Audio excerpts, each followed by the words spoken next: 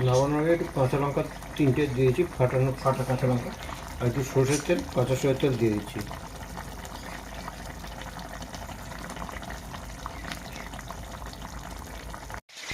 পার্শে মাছের ঝাল হবে সর্ষে পোস্ত দিয়ে।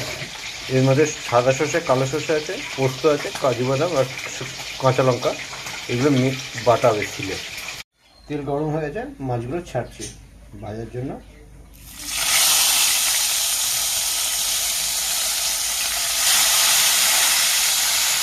মাছগুলো ভাজা হয়ে গেছে, তুলে দিচ্ছি মাছগুলো। মাছটা ভাজা হয়েছে, এরমভাবে নাড়লে মাছটা ছড়িয়ে যাবে, যাতে ভাঙবে না, তেলটা চারদিকে লাগবে, সেই জন্য এরমভাবে নাড়িয়ে নিচ্ছি।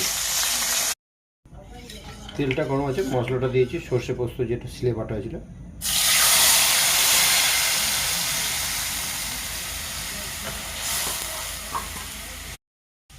মাছগুলো ছাড়া হচ্ছে।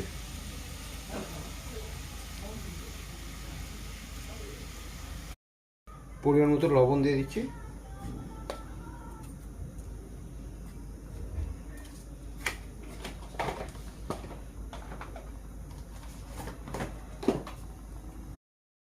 পরিমাণ মতো হলুদ দিয়ে দিলাম।